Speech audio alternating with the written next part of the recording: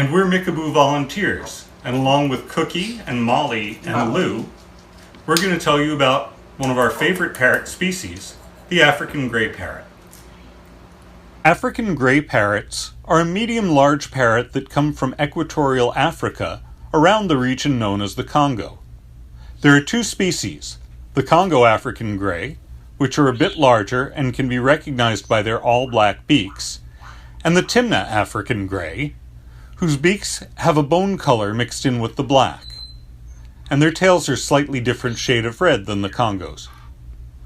Their status in the wild is threatened, with three major causes being habitat destruction, the civil wars that flare through the area, and the pet trade, which captures thousands of parrots annually, most of whom die in the process. Fortunately, international and local conservation efforts are making an impact in reducing this poaching and depredation. In the world, grays spend a lot of time finding food and water. At home, we meal feed the birds rather than leaving food out all the time. It approximates their feeding cycles in the wild. To further this, we provide toys that hide nuts or fruit or one of their pellets. This is called foraging. They go around the cage looking for food when they wish a snack. In captivity, grays thrive on a mix of high-quality pellets, like Harrison's or Zupreme, fresh vegetables, and a little bit of fruit and an even smaller amount, perhaps, of nuts or seeds as training treats.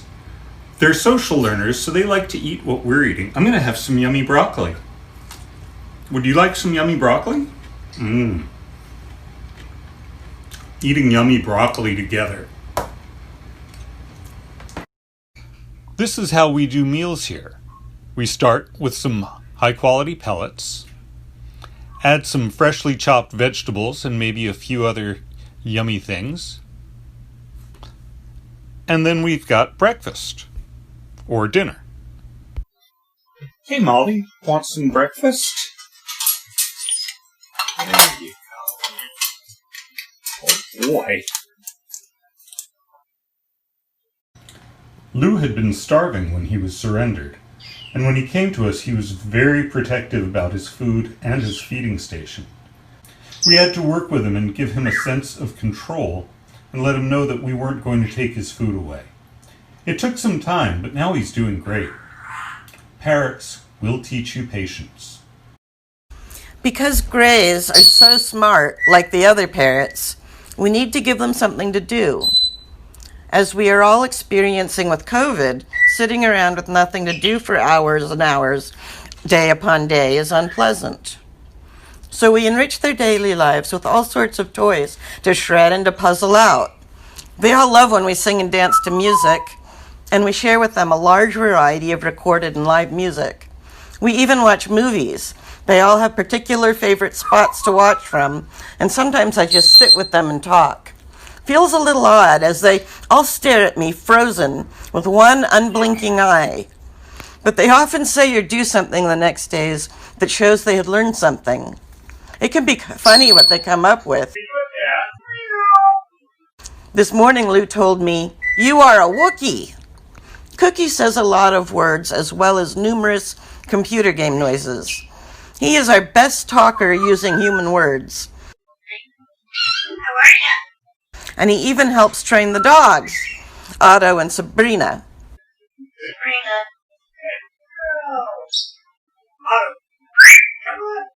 Lou prefers noises and whistles. Molly is our quiet one. She has said a number of different noises and some words, but for some reason she'll only say one word for weeks until she forgets it and goes on to a new one. Right now it's woo. It's a pretty funny sound. It is important to know how special these birds are, even when they don't talk. Dr. Irene Pepperberg has done a lot of research on bird intelligence working with African grays. You may have heard of a famous gray named Alex. He and his gray buddies have shown the world that African grays are one of the brightest on the planet, understanding colors, shapes, numbers, even a sense of self, understanding zero, and much more. Along with MIT, another one of the study's birds learned how to work a simple computer to play different types of music, movies, and other leisure activities during the day. This is a pretty complex puzzle toy. It's got 3 levels, and you have to manipulate a slider to get it to fall through and then pull on a lever.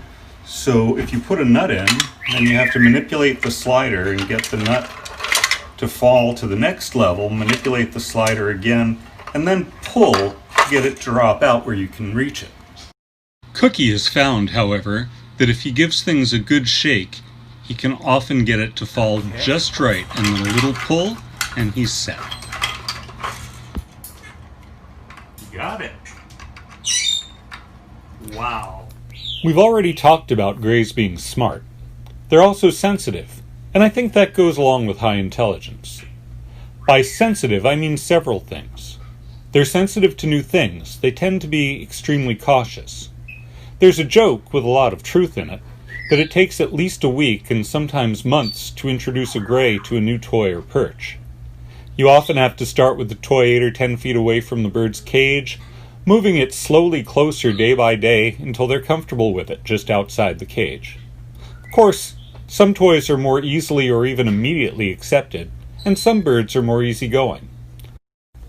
Beth is really good at introducing new toys to our birds, and she plays with the toys excitedly to get the parrots interested. But you can see the difference in Cookie's body language when she presents him with a really new toy, which she got him interested in, but not enough to feel okay with it being close. Notice that he leans away. And a type of toy with which he's familiar. He doesn't move away, and he's soon happily destroying it. Molly, our female, is remarkably chill for an African gray. She also doesn't talk. She's the exception that proves the rule, and is great for pointing out that not all greys are alike. On the other hand, the more completely routine-bound they become, the more difficult changes are. So as parents, we have to balance making changes to keep them flexible with providing constancy in their environment. Life with greys is a balancing act. They're also sensitive to their flock, us, and our emotional states. Don't be surprised if your gray is nervous or bitey when you're angry, for example, or tries extra hard to get your attention by doing funny things when you're feeling blue. And of course, their sensitivity extends to how we treat them. We know that positive reinforcement is much more effective and more fun for all involved than punishment or coercion. It's true for all animals, us humans included, and it's especially true for greys.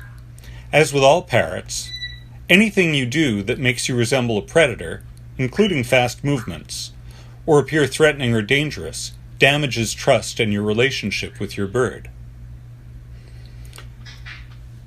Greys really thrive on attention. As I said, positive attention is best for everyone, but like children, if negative attention is all they can get, then that's what they'll learn to do. It helps to think of 3 kinds of attention and interaction, and greys really need all 3. First, one-on-one time. This is what we usually think of when we think about attention and interaction. It's doing things with your bird. Hanging out talking with them, training, having one of them on your hand while you walk around, interacting directly with them. A lot of our one-on-one time with our birds is training time, and that's a helpful routine for all of us. This includes things like stepping up, targeting, which is using a target stick to indicate where to go, and doing turns and some gymnastics. There are other things we'll be working on in the future. This is something that Cookie invented. We call it step turn. We were just working on moving from one perch to another, and he decided to do this, and then he did it consistently all the rest of the night. When the distance is bigger, he psychs himself up.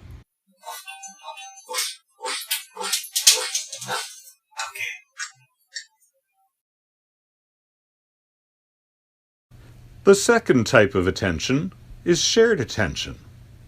When you're in the same room as your gray, doing your own thing, like reading or playing a game, but you sometimes interact directly, talking to them, going over to give them a treat or move a toy.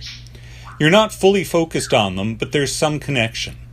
This is a lot of what being in a flock is like, doing what you're doing while staying in touch. We watch movies with our birds. They each like to take a perch where they can see what's happening, and sometimes we talk with them about what's going on.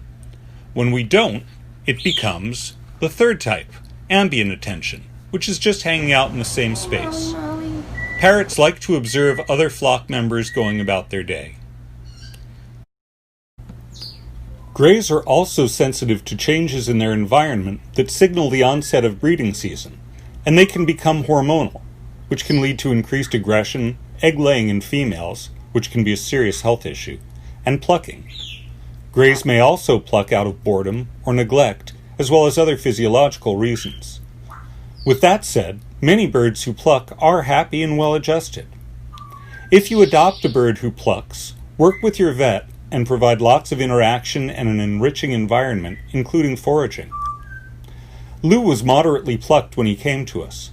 He's far less stressed now, and most of his feathers have grown in, but a few of the follicles are so damaged they won't grow back, and we have to actively manage him to keep him from becoming hormonal and starting to pluck again. Thanks for being with us.